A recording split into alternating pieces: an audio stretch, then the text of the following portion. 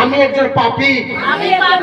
আমি বিশ্বাস করি যে তুমি আমার পাপের শাস্তি বহন করে তুষে মৃত্যুবরণ করেছো এবং আমার জন্য পুনরুত্থিত হয়েছো।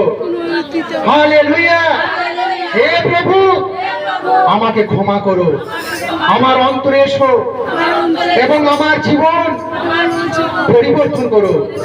আজ থেকে আমি তোমাকে আমার প্রভু ও ত্রাণকর্তা হিসাবে গ্রহণ করছি।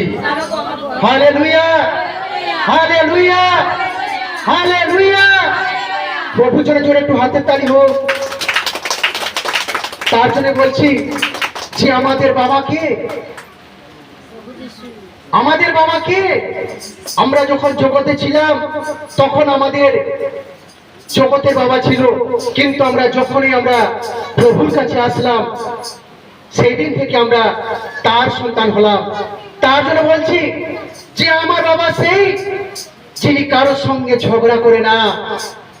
আমার বাবা সেই যিনি কাউকে কোনো সময় মিথ্যা কথা বলে না। আমার বাবা সেই কোন মানুষকে কষ্ট দেয় না। আমার বাবা সেই কোন মানুষকে রেপ করে না। আমার বাবা সেই কোন মানুষের সঙ্গে প্রতিবাদ করে না। আমার বাবা সেই কোন মানুষকে খুন করে না। আমার বাবা সেই কোন মানুষের সঙ্গে ঝগড়া করে না। আমার বাবা সেই কোন মানুষকে গালি দেয় না। আমার বাবা সেই যে নিজেকে আমার পাপের জন্য ক্রুশে তিনি মৃত্যুবরণ করেছেন। আমার বাবা সেই মৃত্যু থেকে যিনি জীবিত হয়ে উঠেছেন।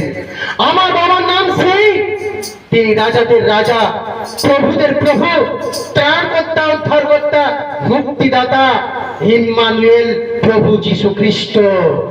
Hallelujah, hallelujah.